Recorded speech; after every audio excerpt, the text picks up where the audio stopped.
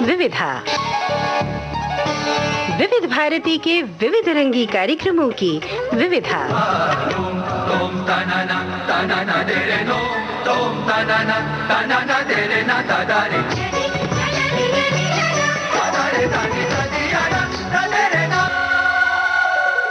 विविधा के सभी सुनने वालों को जयंत पात्रीकर और मनीषा जैन का नमस्कार। मनीषा जी, आजकल विविधा में यादों का मौसम छाया हुआ है। जयंत जी, हम तो ये कहते हैं कि विविधा ये जो कार्यक्रम है ना, ये है ही स्मृतियों के सुनहरे पल। न जाने कितने पलों को हम संजो कर लाते हैं, कितनी यादों को हम बटोर कर लाते हैं और रिकॉर्डिंग्स के जरिए अपने श्रोताओं के साथ बांटते हैं। हमारे श्रोता भी हर हफ्ते हमारे इस कार्यक्रम का इंतज़ार करते हैं और यकीन मानिए कि आपका ये जो प्यार है, इसकी जो आँच है, ये हम तक हर हफ्ते पहुंचती है और हमें पता होता है कि आपको प्रतीक्षा है एक बार फिर विविधा के अगले अंक की, नए अंक की। तो श्रोताओ, आज का जो ये कार्यक्रम है ना, इसकी शुरुआत में हम आपको एक ऐसा कार्यक्रम सुना रहे हैं जो अपने आप में पूरा है। हमने पिछले महीने भी आपसे कुछ इसी तरह की बात की थी कि जब तीसरा शुक्रवार आता है तो हम आपके लिए लेकर आते हैं राष्ट्रीय फिल्म पत्रिका चित्र भारती। तो आइए पढ़ते हैं माह अक्टूबर की राष्ट्रीय फिल्म पत्रिका चित्र भारती। बिल्कुल, चलिए सुनते हैं।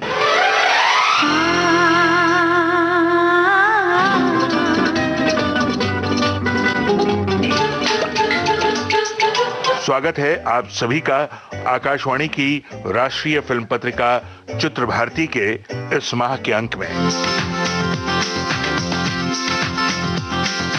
आज संपादकीय में हमारी फिल्मों में थ्रिल, सस्पेंस और जासूसी। हमारे इतिहास में ऐसे कई लोग हैं जिन्हें कोई इनाम, कोई मेडल नहीं मिलता।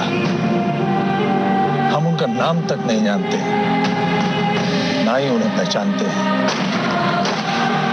सिर्फ वतन के झंडे पर अपनी याद छोड़ जाते हैं। लघु रूपक, नायक जो गायक भी रहे। मेरा बुलबुल सो रहा है, मेरा बुलबुल सो रहा है, शोरगुल न मचा धीरे धीरे। और रुपहला पर्दा, रुपहली बातें, बातें दादा मुनि यानी सदाबहार अभिनेता अशोक कुमार के। जीवन से लंबे है बंधु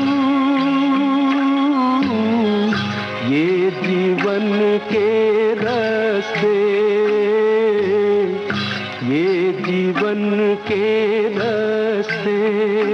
सबसे पहले संपादकीय, हमारी फिल्मों में थ्रिल, सस्पेंस और जासूसी।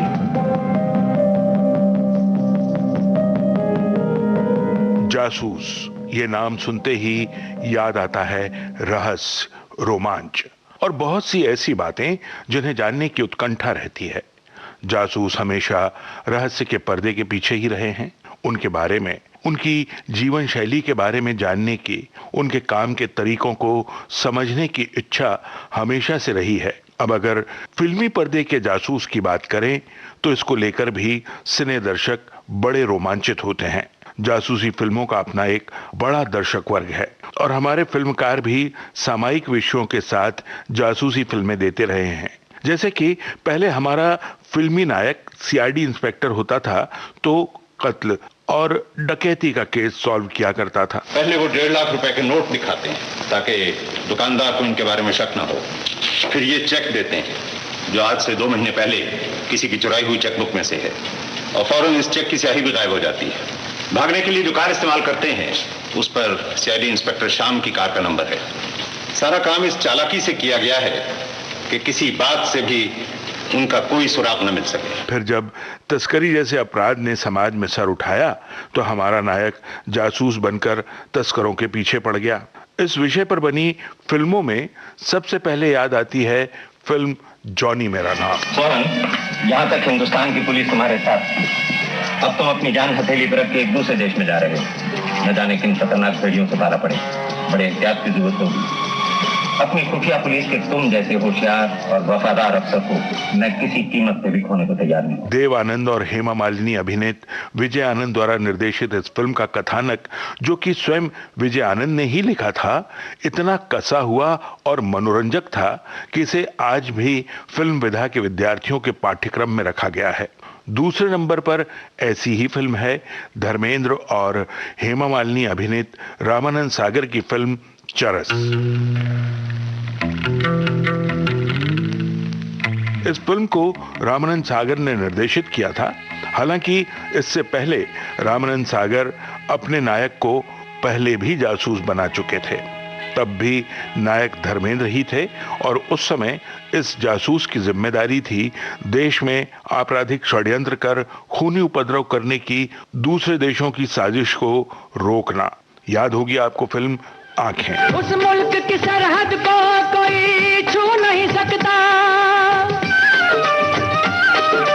उस मुल्क की सरहद को कोई छू नहीं सकता, जिस मुल्क की सरहद की निगहबान है आंखें, जिस मुल्क की सरहद की निगहबान है आंखें। समय के साथ देश की सुरक्षा को लेकर देश के हालात भी बदले। एक्सटॉर्शन, स्मगलिंग, ड्रग्स का कारोबार, इनकी गतिविधियां बढ़ी तो हमारी फिल्मों के जासूस के काम का दायरा भी बढ़ा। तब आई निखिल आडवाणी की फिल्म ऋषि कपूर और इरफान खान अभिनीत डी डे। मेरा यकीन कीजिए सर, टारगेट को बिल्कुल शक नहीं है। ये हमारे पास आखिरी मौका, इसके बाद हमको मौका नहीं मिलेगा। मेरा ख्वाब है कि उसको जिंदा इस मुल्क से खींच के लेके जाऊं और हिंदुस्तान के हवाले करूं। देश के हालात दिनों दिन बदलते रहे और इस पर हमारे फिल्मकार भी नजर बनाए हुए थे।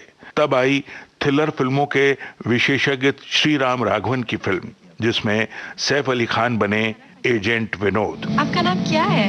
कपिल देव। नाम बताएंगे प्लीज? असली नाम महेंद्र सांधा।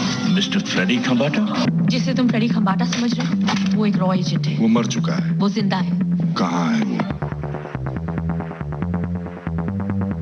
ऐसे ही विषयों पर सैफ अली ने एक और किरदार निभाया, नाम था फैंटम। इन दोनों फिल्मों के अलावा एक फिल्म ऐसी आई जिसने आतंकियों के चेहरे पर पड़े नकाब को नोचकर फेंक दिया और सच्चाई दिखाई दुनिया को। अनिल शर्मा निर्देशित सनी देओल, प्रीति जिंटा और प्रियंका चोपड़ा की film the hero, love story of a spy. तुम ठीक कह रही हो रेशमा, लेकिन मेजर साहब का परेशान होना भी तो जायज है। तुमने अचानक उनके साथ ट्रांसमीटर पर बात करना बंद कर दिया।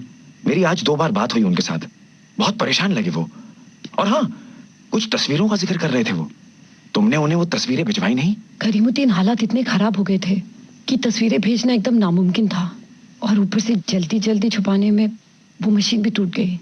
लेकिन मैं एक कैमरा लेके आई हूँ, इसमें वो सारी तस्वीरें हैं। ऐसे में तुमने यहाँ आकर खतरा मोल लिया है रेशमा। यह हमारे सैनिकों का हौसला और हमारी सेना की आधुनिक संसाधनों की ही जीत थी, जो हमने पहले उरी में दर्ज की। देश की सुरक्षा को लेकर जहां हमारी सरकार की नीतियां स्पष्ट हैं, वहीं हमारी सेना भी मुस्तैद है। और इन्हीं सब बातों के आधार पर हमारे फिल्मकार भी अपने कैमरे को गति देते रहते हैं। याद है ना आपको, एक था टाइगर। तुम जिस मिशन पे जाते हो, कोई न कोई मारा जाता है। इस मिशन में तुम्हें सिर्फ ऑब्जर्व करना है। प्लीज यहाँ किसी को मार मत देना।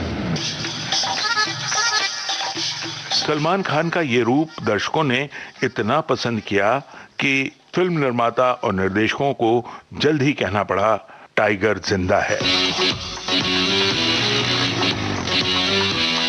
शिकार तो सब करते हैं, लेकिन टाइगर से बेहतर शिकार कोई नहीं करता। देश की आंतरिक सुरक्षा व्यवस्था हो या देश की सीमाओं की निगरानी, हर जगह एक जासूस की अपनी एक अहमियत होती है। ऐसे में अगर जासूसी के लिए देश की बेटी अपनी जिंदगी लगा दे, तो उसके इस जज्बे को पूरा देश सलाम करता है।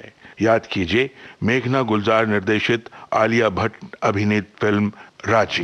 एक मासूम लड़की जिसे जासूसी का इल्म भी नहीं है, बेटी है तुम्हारी हिदायत, एक हिंदुस्तानी पहल है। ऐ वतन वतन मेरे आबाद रहे तू, ऐ वतन वतन मेरे आबाद रहे तू, मैं जहाँ रहूँ जहाँ में याद रहे तू, मैं जहाँ रहूँ जहाँ में याद रहे तू, ऐ वतन मेरे वतन। जासूस के इसी जज्बे को समय समय पर दिखाता है हमारा सिनेमा। वतन के आगे कुछ नहीं, खुद भी नहीं। ये थी संपादकीय, हमारी फिल्में, थ्रिल, सस्पेंस और जासूसी। पेश है लघु रूपक, नायक जो गायक भी रहे। ठंडी हवा ये चांदनी सुहानी है, मेरे दिल सुना कोई कहानी, लंबी सी एक डगर है जिंदगानी है, मेरे दिल सुना कोई कहानी। जब हमारी फिल्मों ने बोलना शुरू किया तो हमारे फिल्मकारों ने बात को सिर्फ यहीं विराम नहीं दिया, और देते भी कैसे। भारत जैसे विविध संस्कृतियों वाले देश में, जहां जीवन में कई रंगों का मेल होता है, जहां की हवाओं में संगीत की स्वर लहरियां तैरती हैं, जहां की लहलहाती फसलों से गीतों के बोल फजाओं में गूंजते हैं, वहां की फिल्में गीत संगीत से अछूती कैसे रहती। इसीलिए फिल्मों ने भी गाना बजाना सीख लिया और शुरू हुआ गीतों का सिलसिला। मूर्ख मना होवत क्यों हैरान, सचमुच तेरी रात अंधेरी, सचमुच तेरी रात अंधेरी, संकट में है प्राण,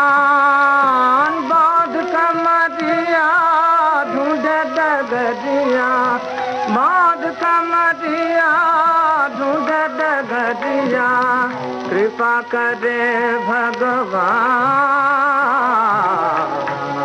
मूर्ख मन होवत क्यों हैरान। फिल्मों के शुरुआती दौर में पहाड़ी सान्याल, केसी ले और पंकज मलिक जैसे गायकों की धूम रही, लेकिन फिर भी वो दौर याद किया जाएगा कुंदन लाल सहगल के अभिनय और गायकी के लिए। कालम आए बसो मोरे मन में। ये क्या बात पार्वती, तुम्हें अपने फराइज को नहीं भूलना चाहिए।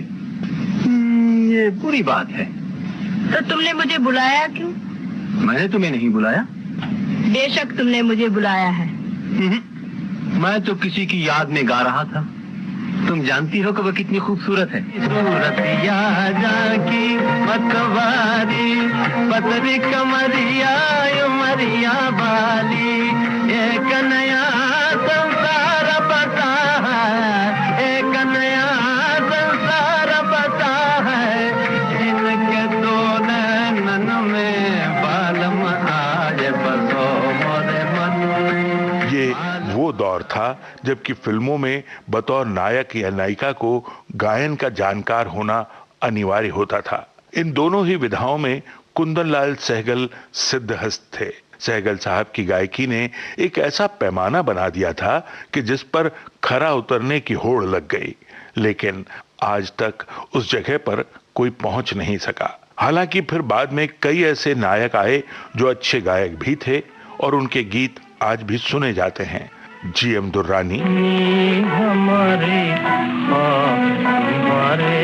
कितने मीठे कैसे प्यारे, C.H. आत्मा, पनघट पे मोरे श्याम बजाए मुरलिया, श्याम, मैं तेरा राग तू मेरी रागनी, मेरा चांद मैं तेरी चांदनी, मैं तेरा राग तू मेरी रागनी हो। नहीं दिल का लगाना कोई दिल लगी, कोई दिल लगी। सुरेंद्र, किस्मत छा रही है क्यों रात की स्याही, गिरा है मेरी नींदें तारों से ले गवाही, गिरा है मेरी नींदें तारों से ले गवाही, बर्बाद मैं यहाँ हूँ, आबाद तू कहाँ है। बर्बाद मैं यहाँ हूँ, आबाद तू कहाँ है। बेदर्द आसमां है, दुनिया मेरी जवां है। आवाज दे कहाँ है। इन सभी गायकों ने अपनी गायकी का असर तो छोड़ा, लेकिन सहगल साहब तक नहीं पहुंच सके। मैं क्या जानूं क्या है, जादू है, जादू है, जादू है। मैं क्या जानूं क्या है, जादू है। अब बात करते हैं उन गायकों की जो आए तो थे केएल सहगल से प्रभावित होकर गायक और नायक बनने, लेकिन आगे चलकर उन्हें अपना निर्णय बदलना पड़ा। सबसे पहले बात तलत महमूद की। यानी हम तो बेवकूफों की तरह आपकी राह देख रहे हैं बैठे हुए, और आप किताबें खरीदती फिर रही। मुझे मालूम है कि ये कागज का चित्रा आपको मुझसे ज्यादा प्यारा है। ऐसा ना कहिए। आपके खातिर मैं कैसे कैसे झूठ बोलती हूँ, क्या क्या बहाने करती हूँ। आप बुलाते हैं तो सब कुछ छोड़कर चली आती हूँ। प्यार पर बस तो नहीं है मेरा, लेकिन फिर भी तू बता दे कि तुझे प्यार करूं या न करूं। प्यार पर बस तो नहीं है। तलत महमूद नायक भी बने और गायन भी किया, लेकिन फिर अपनी मखमली आवाज के साथ गजलों के जादूगर बनकर लोगों को लुभाते रहे। फिर मुझे धीरे तर याद आया, दिल जिगर तिश्ने फरियाद आया। फिर मुझे धीरे तर याद आया। मुकेश अपने पहले ही गीत से श्रोताओं और दर्शकों को ये जता दिया कि वो केएल सहगल के कितने बड़े मुरीद हैं। जलता है तो जलने दे, आंसू न बहा, फरियाद न कर। दिल जलता है तो जलने दे। मुकेश अभिनेता भी बनना चाहते थे, बने भी। छोटी सी ये जिंदगानी रे, 4 दिन की जवानी तेरी, हाय रे हाय गम की कहानी तेरी। छोटी सी ये जिंदगानी रे, 4 दिन की जवानी तेरी, हाय रे हाय गम की कहानी तेरी। खुद भी फिल्म बनाई मल्हार। बड़े अरमानों से रखा है कलम तेरी कसम, ओ बलम तेरी कसम। प्यार की दुनिया में ये पहला कदम हो, पहला कदम। जुदा न कर सकेंगे हमको जमाने के सितम, ओ जमाने के सितम। प्यार की दुनिया में ये पहला कदम हो, पहला कदम। इस दौर में चर्चित नाम रहे दादा मुनि यानी अशोक कुमार। मैं बन का पंछी बन के टन डोलूं रे। अशोक कुमार ने गाने गाए, लेकिन जब ये अनिवार्यता खत्म हो गई कि नायक को गायक होना चाहिए, तो उन्होंने गायन की जगह अभिनय को चुना। और आज भी अशोक कुमार अपने सदाबहार अभिनय के लिए जाने जाते हैं। 40 बरस चुप हो सिर्फ इस घर की शांति के लिए। 40 बरस तुम अपना हुक्म चलाती रही हो, और एक दिन बच्चों ने हाथ खेल लिया तो सारे घर को तबाह करने पर तुली हुई हो। तो तुम कहना क्या चाहते हो? Discipline, discipline. तुम्हारी डिसिप्लिन है जेल की डिसिप्लिन, तुम्हारी डिसिप्लिन है अस्पताल की डिसिप्लिन। सारे घर को अस्पताल बना रखा तुमने। और जानती हो उस घर में बीमार कौन है? इस घर में बीमार हो तुम। धिक्ता ता धिक्ता ता धिक्ता ता धिक्ता नीरता नंदन बनशुम छननन तछुम तछुम तत्तिगते सिधा लिए रंग सब सखा संग मन में उमंग गतित मंग था। खेलत भुज मेलत लपट झपट राधा ललिता चंदा बलि दियो बोर रंग घोर सर बोर बनवारी। मैं हारी जा जारी, मैं हारी जा जारी, मैं हारी जा जा।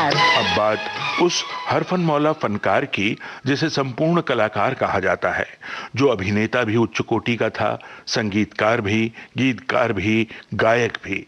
जी हाँ, किशोर कुमार। मैं हूँ झुम झुम झुम झुम झुमरू फक्कड़ घूम बन के घुमरू, मैं ये प्यार का गीत सुनाता चला। मंजिल पे मेरी नजर, मैं दुनिया से बेखबर, बीती बातों पे धूल उड़ाता चला।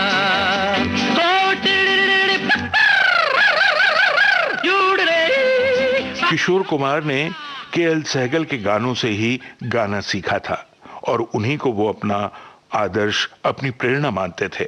बहुत सी फिल्मों में अभिनय किया किशोर कुमार ने और फिल्में भी बनाई। बाजू बाबू समझो इशारे और पुकारे, पम पम पम यहाँ चलती को गाड़ी कहते हैं प्यारे, पम पम पम। फिल्मों में संगीत भी दिया। चल के तुझे मैं लेके चलूं एक ऐसे गगन के तले, जहाँ गम भी न हो आंसू भी न हो, बस प्यार ही प्यार फले, एक ऐसे गगन के तले। किशोर कुमार जैसे कलाकार बार बार पैदा नहीं होते। किशोर कुमार एक अभिनेता के रूप में भी लोकप्रिय रहे और गायक के रूप में तो अमर हो चुके हैं। भोला भाला सीधा साधा लेकिन दिल का हूँ शहजादा, है ये मेरी जमीन ये मेरा आसमां।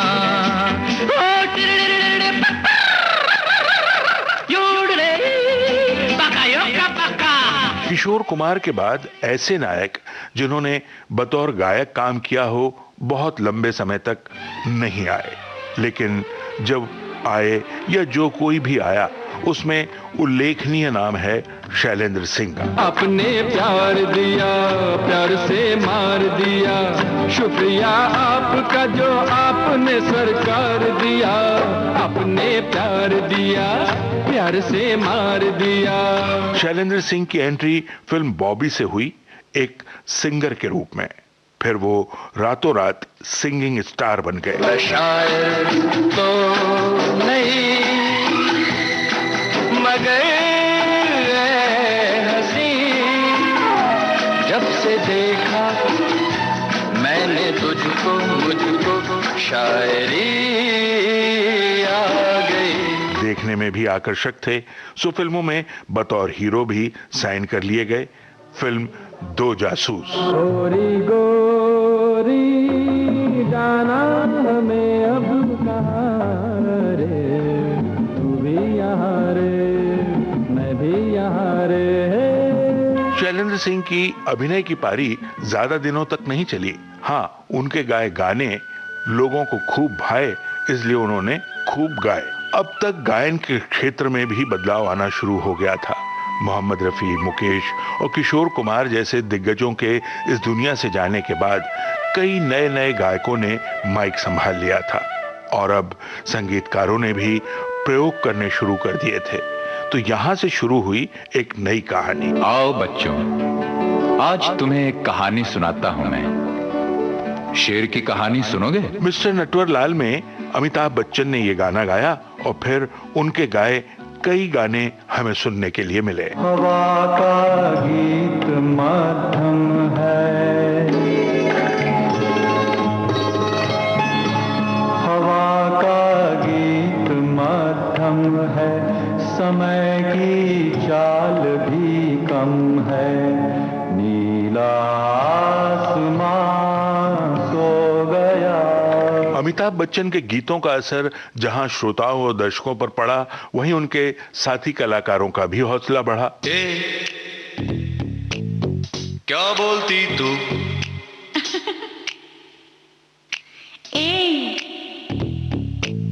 क्या मैं बोलूं? सुन सुना आती क्या खंडाला? क्या करूं आगे मैं खंडाला?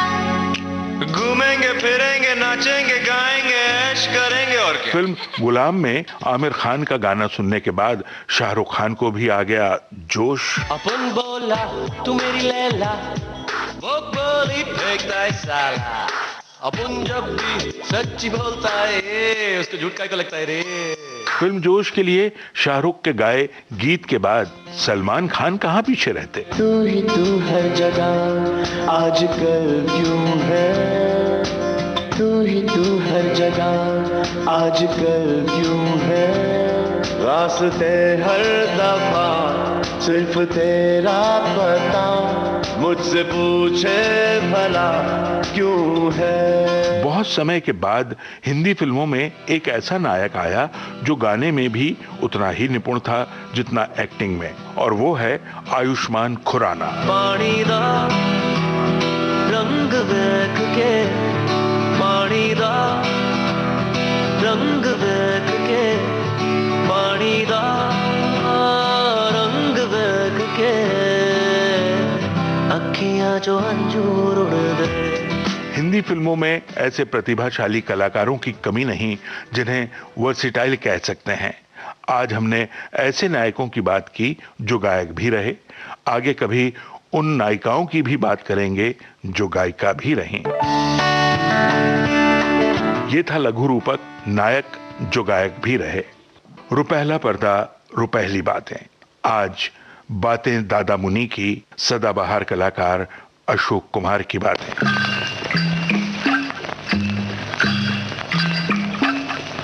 मैं जब काम करता हूं तो अपना ही देखता हूं मेरा ठीक हो रहा है कि नहीं। मैं दूसरे को ये नहीं कहता कि तुम ये ठीक नहीं कर रहे हो, वो अपना ठीक कर ले। कभी कभी बोल देता हूँ भाई जरा तुम डायलॉग जरा आस्ते बोलो या जोर से बोलो या जल्दी मत बोलो, ये बोल देता हूँ और कुछ नहीं। और लोग, मैं इतनी उम्र हो गई मेरे फिल्म में कि लोग मेरी बात सुन लेते हैं। मैंने पैसे तो कमाए, इसमें कोई शक नहीं पैसे कमाए, लेकिन जो लोगों से प्यार इज्जत कमाए वो पैसे से कहीं ज्यादा है। हमें अच्छा काम करना है, अच्छी तरह से करने की कोशिश करें, हम खुद सीखें।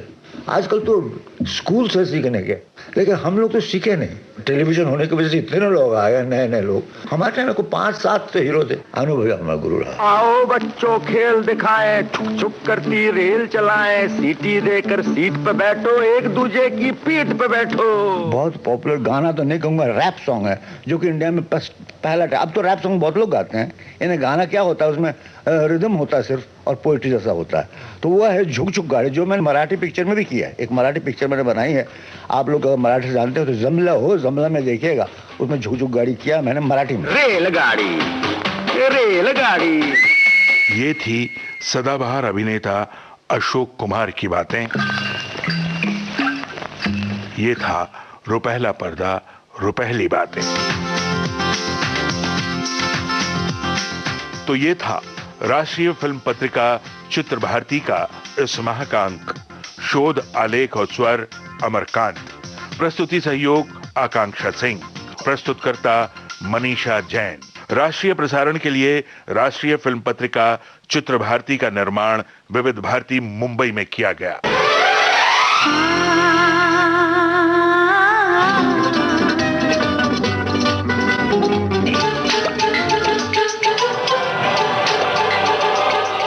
श्रोताओं, आप सुन रहे थे राष्ट्रीय फिल्म पत्रिका चित्र भारती। एक जखीरा था इस प्रोग्राम में, बहुत ही मानीखेज प्रोग्राम जिसके जरिए आपको बहुत सी स्मृतियां ताज़ा हुई और हम अब अपने श्रोताओं को अपने किए हुए वादे के अनुसार क्या सुनवाने वाले हैं इसका खुलासा करने के लिए मैं निवेदन करूंगी जय हिंद मनीषा जी, हमारे भारतीय फिल्म संगीत के, खास तौर से हिंदी फिल्म संगीत के पितामह कहलाने वाले जाने माने संगीतकार रायचंद बोराल जी को याद करने वाले हैं। आरसी बोराल के नाम से ज्यादा हमारे श्रोता उन्हें जानते हैं। बंगाल में जन्मे आरसी बोराल साहब को सन 1978 में भारत सरकार ने दादा साहब फाल्के अवार्ड से भी नवाजा था। और क्या ही अच्छा हो कि हम आरसी बोराल साहब की जो एक आवाज हमारे पास इन टेप्स में जी, हमारे मैग्नेटिक स्पूल्स में जो छुपी हुई है, उसको हम अपने श्रोताओं को सुनवाएं तो उनकी यादें और ताज़ा हो जाएंगी। बेशक, चलिए सुनते हैं आरसी बोराल साहब द्वारा प्रस्तुत कार्यक्रम की एक रिकॉर्डिंग। और ये कार्यक्रम हम बहुत ढूंढ के आपके लिए लाए हैं श्रोताओं, जरूर ध्यान से सुनिएगा। मुझे खुशी है कि आज मैं भी आपकी सेवा में उपस्थित हूँ। मैं लगभग 40 वर्षों से फिल्म इंडस्ट्री में हूँ। मतलब न्यू थिएटर्स के जन्म से ही मैं संगीत निर्देशक के रूप में सेवा करता हूँ। आज मैं उन बीते हुए समय की झलक दिखाऊं। हो सकता है वो फिल्में आपने न देखी हो, उन फिल्मों के कलाकारों को भी आपने ना देखा हो, मगर नाम जरूर सुने होंगे। ये बात है करीब 40 साल पहले की। फिल्म धूप छांव का संगीत निर्देशन मैंने किया और गायक कलाकार हैं केसी दे। अंधे की लाठी तू ही है, तू ही जीवन उजियारा है। अंधे की लाठी तू ही है, तू ही जीवन उजियारा है। तू ही आकर संभाल प्रभु, तेरा ही एक सहारा है। तू ही आकर संभाल प्रभु, तेरा ही एक सहारा है। अंधे की लाठी तू ही है, तू ही जीवन उजियारा है। अंधे की लाठी तू ही है, तू ही जीवन उजियारा है। दुख दर्द की गठड़ी सर पर है, पग पग पर गिरने का डर है। दर्द की गठड़ी सर पर है, पग पग पर गिरने का डर है। परमेश्वर अब पतरा कर तुही, परमेश्वर अब पतरा कर तुही, तू ही पतरा कन्हारा है, तू ही पतरा कन्हारा है। अंधे की लाठी तू ही है, तू ही जीवन उजियारा। जिन पर आशा थी छोड़ गए,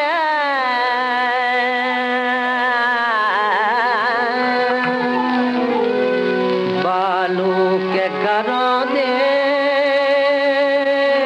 छोड़ गए।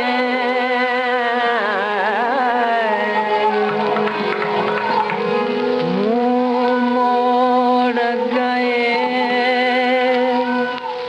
मन तोड़ गए। मुंह मोड़ गए, मन तोड़ गए। अब जग में कौन हमारा है, अब जग में कौन हमारा है, अब जग में कौन हमारा है। अंधे की लाठी तू ही है, तू ही जीवन उजियारा। न्यू थिएटर्स के कंपाउंड में एक तालाब था, जहां मैं बैठकर कुछ गुनगुना रहा था। इतनी में साइकिल आ गया। मैंने कहा साइकिल भाई ये गाना तो सुनो, क्या तुम्हें पसंद है? सुनते ही साइकिल कहने लगे कि दादा मुझे इसी वक्त बतला दीजिए। और वो गाना है फिल्म प्रेसिडेंट का, और साइकिल के गले से आप सुन लीजिए। एक बंगला बने न्यारा, एक बंगला बने न्यारा, रहे कोनो बाज इसमें तारा। एक बंगला बने न्यारा, एक बंगला बने न्यारा। सोने का बंगला, चंदन का जंगला, सोने का बंगला,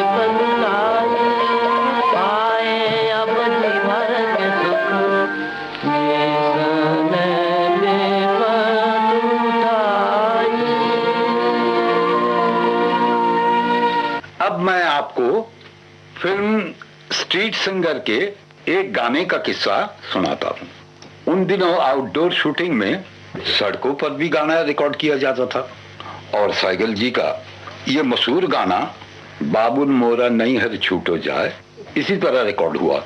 कुछ साजिंदे ट्रक में, कुछ सड़क पर, पैदल, 7 टेक्नीशियंस भी, और चलते चलते ये गाना रिकॉर्ड हुआ। लीजिए सुन लीजिए गाना। बाबुल मोरा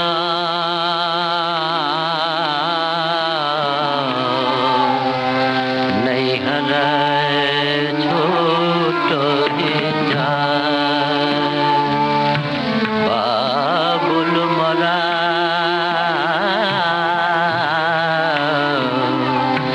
नहीं हरा छोटो ही जाए, बाबुल मोरा मोरा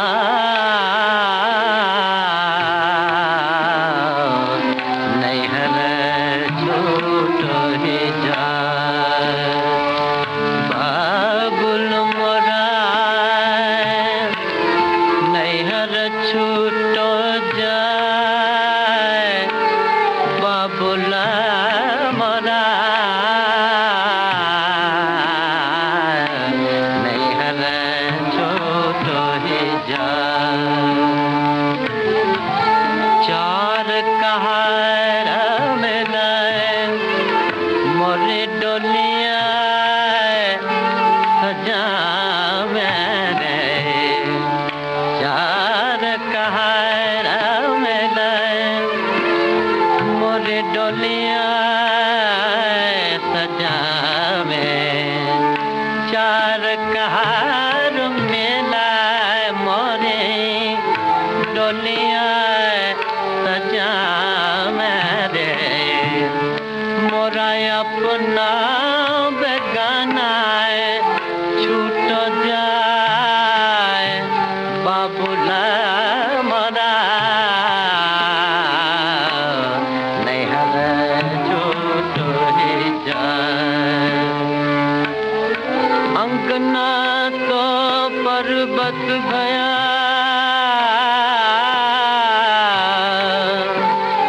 और दहरी भई विदे, अंगना तो पर्वत भया और दहरी भई विदे, ले बाबुल घर आपनो मैं चली पिया के दे, बाबुल मोरा नहीं हर छूटो जाए, बाबुल मोरा नहीं हर छूटो ही जाए। वाह, उस दौर में पहुंचा दिया मनीषा जी आपने जहां से लौटने को जी नहीं चाह रहा। बिल्कुल, और जिस गीत से इसका समापन हुआ, बाबुल मोरा नैहर छूटो जाए, सच में कई कलाकारों के छूट जाने का दुख हमेशा सालता रहता है। लेकिन क्या करें जयंत जी, कुछ लोग छूटते हैं, कुछ लोग बिछड़ते हैं और साथ अपनी छोड़ जाते हैं ढेर सारे यादों के मंजर। बिल्कुल सही फरमाया आपने मनीषा जी। हम कार्यक्रम में आगे बढ़ने वाले हैं और बात उनकी होगी जिन्हें सारा शहर लायन के नाम से जानता है। एक विशिष्ट पर्सनालिटी, एक खास शख्सियत। मेरे ख्याल से आपने अगर रिकॉर्डिंग लगा दी हो मशीन पर तो उससे शुरू कीजिए। श्रोताओं ने पहचान लिया है कि बात किसकी हो रही है। जी, बहुत अच्छे से पहचान लिया। हमारे श्रोता बड़े दानिशमंद हैं, लेकिन फिर भी हम बताए देते हैं, हम महान अभिनेता अजीत की बात कर रहे हैं। जी हाँ श्रोताओं, अभिनेता अजीत से बातचीत की है विविध भारती की बहुत पुरानी कार्यक्रम अधिकारी थी अनुराधा शर्मा जी। उनकी आवाज भी इसी बहाने हम सुन लेंगे। तो आइए सुनते हैं इस खास इंटरव्यू को। अभिनेता अजीत से बातचीत की है अनुराधा शर्मा ने। अजीत साहब नमस्कार। नमस्कार। अजीत साहब, अगर आप इजाजत दें और आप बुरा ना माने तो सबसे पहले एक पर्सनल सवाल पूछ लूं। फरमाइए साहब, इसमें बुरा मानने की क्या बात है, कहिए। तो ये बताइए जी कि आपने फिल्मों में जब एंट्री ली तो उस वक्त आपकी उम्र क्या रही होगी तकरीबन, और कितने साल गुजर चुके हैं? मेरे ख्याल यही कोई 20-22 साल की उम्र होगी, और इस वक्त तक मैं समझता हूँ तकरीबन 41 बरस से मैं फिल्म लाइन में हूँ। तो मैं ये कहना चाहूँगी कि आज इतने सालों के बाद भी आप का जो ये आपकी सेहत है माशाल्लाह और रौबताब है, इसका राज क्या है? मैं समझता हूँ कि इसका राज सिर्फ यही हो सकता है कि एक तो ये कि मैं शुरू से ही स्पोर्ट्समैन था। अच्छा। Football, hockey, cricket, volleyball, basketball, कोई ऐसा गेम नहीं था जो मैंने न खेला हो। और यहाँ आने के बाद जी बम्बई में भी मैं एक्सरसाइज वगैरह करता रहा, और हमेशा आप तो जानते हैं कि एक मिसाल है कि क्लीन थिंकिंग अच्छा और साफ सुथरी लिविंग, बस यही वो चीजें हैं जिन्होंने मुझे इस काबिल रखा आज तक। अजय जी, आपने ये जो फिल्मी दुनिया में जो आने का सोचा है, फिल्म करियर अपना है, उसका क्या मतलब, कैसे इंस्पायर हुआ आपको, क्या प्रेरणा थी जो आप फिल्मों में आए? ये बात आपने बड़ी अच्छी कही साहब। बात ये थी कि जब मैं इंटरमीडिएट में था तो हमारे एक प्रोफेसर थे सेबेस्टियन साहब, और मैं थोड़ा सा अंग्रेजी में नरम था, क्योंकि खेलने कूदने में जो आदमी बहुत ज्यादा फास्ट होता है तो पढ़ने लिखने में वो तो ऐसे ही होगा। जाहिर है। तो एक दफा उन्होंने मुझे जो है क्लास में सब लड़कों के सामने काफी कोई सवाल किया मुझसे, और मैं कुछ अपना ऐसे ही जवाब दिया, तो उन्होंने मुझे डांटना शुरू किया। अच्छा।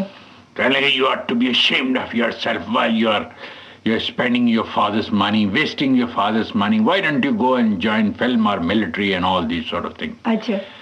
तो मुझे कुछ हल्का सा आइडिया आया, मैंने कहा यार ये तो कुछ अपने मतलब की बात कर रहे हैं। अच्छा। उसके बाद जब इंटरमीडिएट का रिजल्ट निकला तो अब आप लोगों को समझ लेना चाहिए क्या रिजल्ट निकला होगा। तो फिल्म में ही ज्वाइन करना ठीक था। हाँ, तो मैंने फौरन ये काम किया कि सारी किताबें अपना घर में किसी को बताए बगैर मैंने कहा कि साहब मैं तो पास हो गया हूँ, लिहाजा जो है सारी किताबें बेच के 113 रुपए लेके बम्बई का टिकट कटाया। अच्छा। और यहाँ आने के बाद ये सोचा कि साहब वहाँ तो कॉलेज में बड़ा सोशल गैदरिंग और ये और वो ड्रामे करते थे, और यहाँ आने के बाद तो मेरा ख्याल है कि लाइन लग जाएगी, वीटी स्टेशन के ऊपर सारे डायरेक्टर खड़े होंगे, वो पूछेंगे कि भाई कहाँ हो साहबजादे, क्या बड़ी देर में आए, हम तो बरसों से इंतजार कर रहे थे तुम्हारा। लेकिन साहब यहाँ आने के बाद पता चला ये काम इतना आसान नहीं है। अच्छा। आहिस्ता आप ये समझ लीजिए कि 3 साल तो फुटपाथ पे सोना पड़ा। अच्छा। ये आहिस्ता आहिस्ता फिर 6 बरस के बाद जाके कहीं चांस मिला आहिस्ता आहिस्ता। और एक पिक्चर थी बेकसूर जिसमें मधुबाला हीरोइन थी, मैं हीरो था। अच्छा। उसके बाद से फिर 1949 के बाद ये हुआ कि फिर मुझे मुड़ के वापस देखना नहीं पड़ा। तो अजय जी ये बताइए कि आपने फिल्मों की बात तो अपना ली और आप फौज में जाने के आपने इरादा छोड़ दिया? साहब अब सवाल ही नहीं था, जो मजा फिल्मों में था। अच्छा। अब वो यानी एक आदमी 2-4-5 काम एक साथ तो कर नहीं सकता था। फौजी जिंदगी तो देखी थी, फिल्मी जिंदगी देखी नहीं थी। अब जब फिल्मी देखी तो बहुत लुत्फ आया और यहीं हमने कहा कि शुरू कर दी जाए। तो आपने फिल्मों में हीरो का जो आपने जो स्टार्ट किया था कि अपना कैरियर हीरो बनने के रूप में, तो बाद में आहिस्ता आहिस्ता आप विलेन का रोल करने लगे, तो उसका क्या राज है, कोई बात है उसकी? देखिए साहब, मैंने अब तक 78 फिल्मों में एज ए हीरो काम किया। अच्छा जी। और शायद ही हमारी इंडस्ट्री में ये है कि अगर फिल्में जिसकी सिल्वर जुबली करे वही हीरो होता है, और जिसकी ना करे वो आप देख लेते हैं जी कि अपना मालूम हुआ तो 2-4-5 के बाद आउट जी। तो शायद है कि मैं एक अकेला आदमी हूं जिसकी यानी सोलो सिल्वर जुबली एक फिल्म है। अच्छा। जिसका नाम है नास्तिक, और डुएट में 2 फिल्में हैं, एक नया दौर, एक मुगल आजम। अच्छा। बाकी 78 फिल्मों में ये 3 फिल्में निकाल दीजिए तो 75 बची और उसमें से 5 अबव एवरेज और 70 फ्लॉप। अच्छा। उसके बावजूद भी मैं टिका हुआ हूँ सर। अच्छा, पर वो इतनी फिल्मों में हीरो का रोल करने के बाद फिर आपने ये एकाएक विलेन का रोल अपना लिया और आपने किया, और बखूबी बहुत, मतलब आज तो आप बहुत ही मशहूर विलेन के रूप में माने जाते हैं।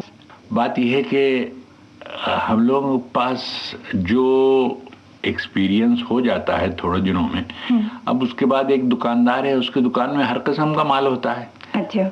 अब ये है कि ग्राहक को क्या चाहिए होता है, तो वही हाल हमारा था। अच्छा। तो उन्होंने कहा कि साहब आप विलन बन जाइए। उन्होंने कहा हाँ साहब विलन बन गए, आप हीरो बन जाइए। उन्होंने कहा हीरो बन गए। उसके बाद अच्छा मजे की बात यह है कि 2, 4, 5 पिक्चरें जो जिनकी सिल्वर जुबली हुई, जिसमें एक पिक्चर थी धर्मा। धर्मा में मेरा बड़ा पॉजिटिव रोल था और बहुत अच्छा रोल था। अच्छा, एक और पिक्चर थी नटवर लाल, उसमें भी बड़ा अच्छा रोल था। वो साहब बड़ा ऑनेस्ट पुलिस ऑफिसर था।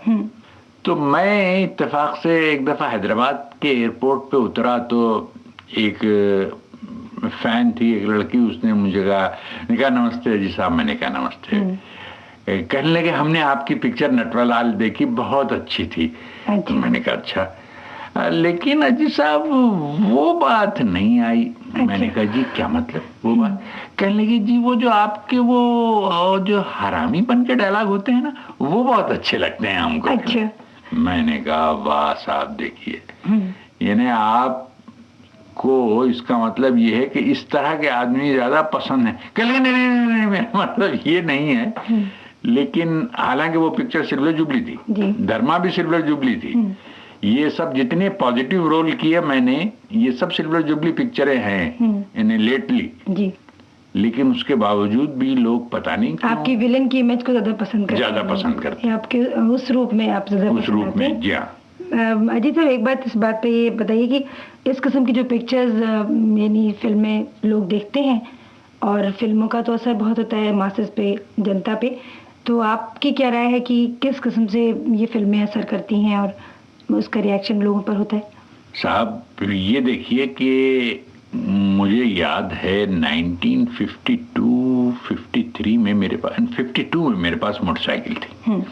रीगल में मैंने एक पिक्चर देखी जिसमें बहुत फास्ट गाड़ी चलाने की और मोटरसाइकिल की बात थी। अच्छा, मैं जो कुछ भी था थोड़ा सा पढ़ा लिखा आदमी था, लेकिन जैसे ही पिक्चर देख के बाहर निकला मैंने मोटरसाइकिल स्टार्ट की और बड़े जोरों में अपना, उसमें कुछ रेसेस थी पिक्चर में, और ज़ीं से अपना लेके निकला।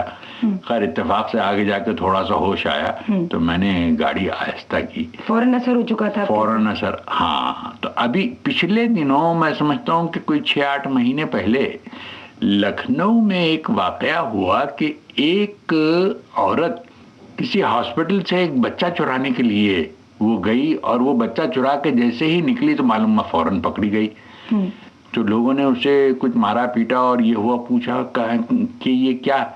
कहने लगी, उसने कहा कि साहब फिल्मों में तो बहुत आसान होता है, यहाँ कि क्यों ऐसा हुआ?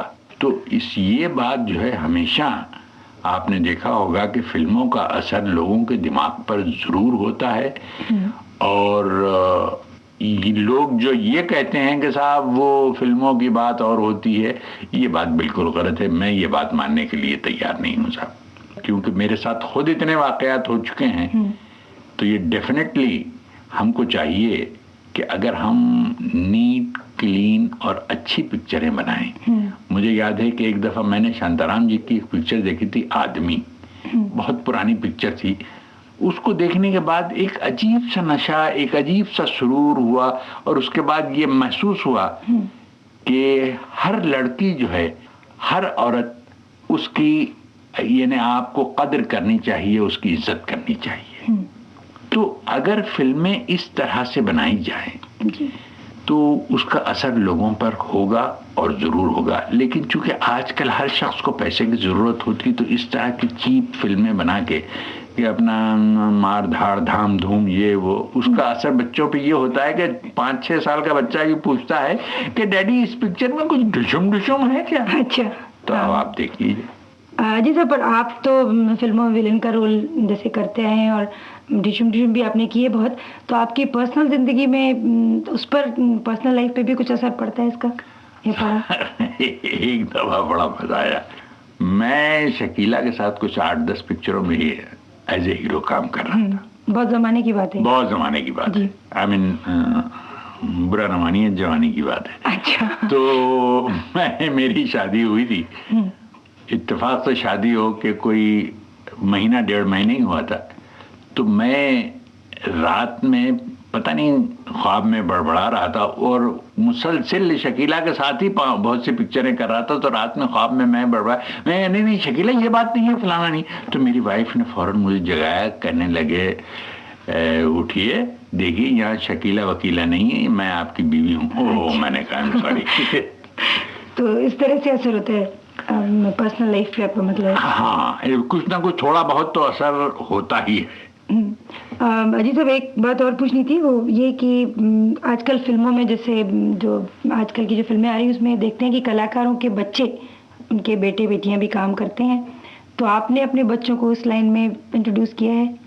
साहब, हालांकि हमारे बड़े साहबजादे, जिनका कद शायद मुझसे भी 1-8 इंच लंबा है, अच्छा, 6 फीट 2 इंच के हैं और माशाल्लाह काफ़ी ब्रॉड, बड़े एक्सरसाइज के शौकीन हैं, BSc हैं। और लड़कों ने, मोहल्ले के लड़कों ने उनको हीरो बना दिया। और वो मुझसे कहने लगे एक दिन के, डैडी देखिए मुझे इस लाइन में काम करना है। मैंने कहा देखो बेटे, एक तो ये कि तुम लोगों के शॉक ऑब्जर्वर ज़रा से कमज़ोर हैं। अच्छा। क्योंकि होता यह है कि अभी लेटेस्ट 2-3 बातें हैं, मैं नाम तो लेना नहीं चाहता लेकिन फिर भी कहना पड़ता है कि एक साहबजादे, मेरे दोस्त का ही लड़का है बेचारा, वो picture all India golden jubilee picture है। अब आप सोचिए कि ऑल इंडिया वो पिक्चर गोल्डन जुबली पिक्चर है, लेकिन हीरो के पास कोई काम नहीं है। अब आप उसके फ्रस्ट्रेशन के मुतालिक सोचिए कि हाँ, जब ये बच्चों में फ्रस्ट्रेशन आता है तो पता नहीं क्या क्या करने लगते हैं। तो मैंने उनको बिठा के समझाया, मैंने कहा देखो बेटे, इसमें जो है ये बातें टॉलरेंस ज्यादा चाहिए। हाँ, टॉलरेंस ज्यादा चाहिए, जो आप लोगों में बच्चों में कम है। आजकल के बच्चों में कम है, इत्तेफाक से, क्योंकि हम तो चिराग की रोशनी में पैदा हुए, तुम एलिजाबेथ नर्सिंग होम में पैदा हुए, और वहां से फिर गाड़ी में घर लाए गए, उसके बाद फिर ये हुआ। बहुत डिफरेंट जिंदगी, बहुत डिफरेंट जिंदगी तुमने गुजारी है, तुमने हार्डशिप देखे नहीं है जिंदगी में, तो तुम्हारे लिए बहुत मुश्किल है। और जरा सी बात पे तुम लोगों के दिमाग जो है जरा गड़बड़ हो जाते हैं। तो मेहरबानी करके अगर इसके बजाय कोई और काम तुम करो तो शायद जिंदगी में ज्यादा कामयाब रहो। बहुत अच्छी राय दी आपने ये, और सुनने वालों ने सुन भी ली होगी। तो अजीत साहब, अब आज की बातचीत का सिलसिला यहाँ खत्म करते हैं। नमस्कार। आ जाओ।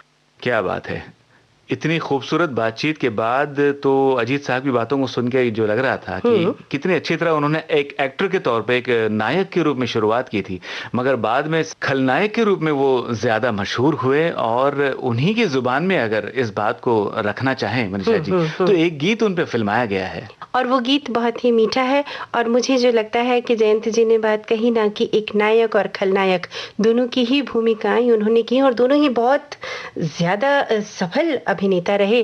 तो मुफ्त हुए बदनाम, यही वो गीत है मुकेश साहब की आवाज में। मुफ्त हुए बदनाम किसी से हाय दिल को लगाकर।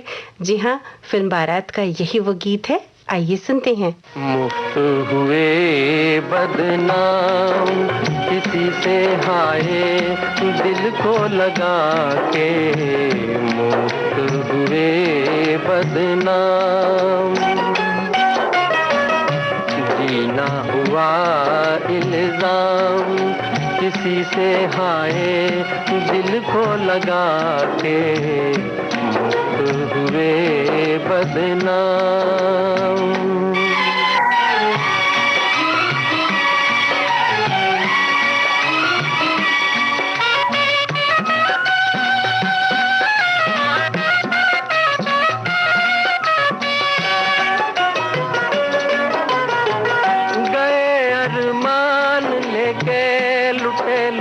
आते हैं लोग जहां में कैसे दिल को लगाते हैं, गए के लुटे लुटे आते हैं लोग जहां में कैसे दिल को लगाते हैं, दिल को लगाते हैं, अपना बनाते हैं, हम तो फिरे नाकाम, हम तो फिरे नाकाम, किसी से हाय दिल को लगा के मुक्त हुए बदनाम, किसी से हाय दिल को लगा के मुक्त हुए बदनाम। वाह, बहुत ही खूबसूरत ये गीत था। और इसके बाद मेरे ख्याल से और कुछ बचा नहीं है मनीषा जी? नहीं, अब आपने तो इस पर ला करके पूर्ण विराम कर दिया है ना जयंत जी। जी हाँ। अब कुछ कहने को भी बाकी नहीं रहा, बस इस वादे के साथ कि अगली विविधा में हम आपके लिए कुछ और खास लेकर उपस्थित होंगे श्रोताओं। तब तक के लिए आपकी अपनी दोस्त मनीषा जैन और जयंत पात्रिकर को दीजिए इजाजत। आपको हम दोनों ही का नमस्कार।